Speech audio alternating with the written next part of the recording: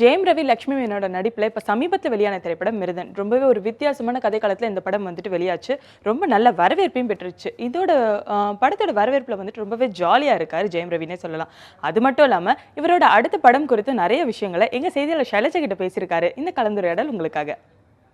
எப்படி இருக்கீங்க Ravi? Good. How are you?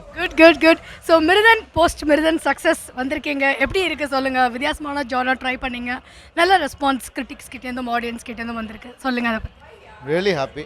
ஏன்னா ஒரு முயற்சியை வந்து எப்போ என்கரேஜ் பண்ணாலும் அது ரொம்ப ஹாப்பியாக இருக்கும்.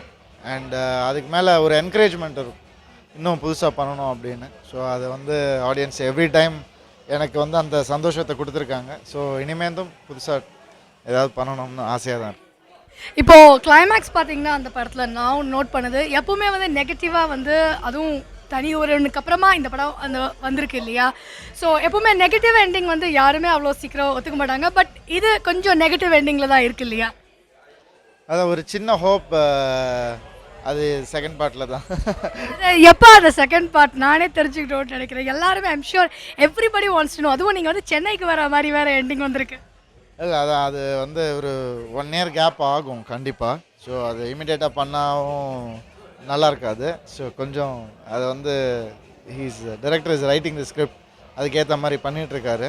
அண்டு அதான் அது என்னவா வேணால் இருக்கலாம், அதே தான் எடுப்போன்னு இல்லை.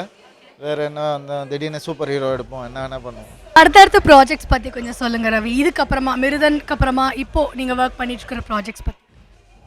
ரோமியோ ஜூலியட் டைரக்டர் லக்ஷ்மன் அவர் கூட தான் ஒரு படம். அண்ட் பிரபுதேவா சார் ப்ரொடியூஸ் பண்ணுறாரு. நானும் ஹன்சிகா, அரவிந்த் சுவாமி சார் எல்லாம் ஒன்றா பண்ணுறோம் அந்த படத்தில். So I'm really looking forward. நல்ல கேரக்டர் எனக்கு. அண்டு நிச்சயமாக அது ஆடியன்ஸுக்கு ஒரு கமர்ஷியல் எலிமெண்ட்ஸ் எல்லாமே இருக்குது.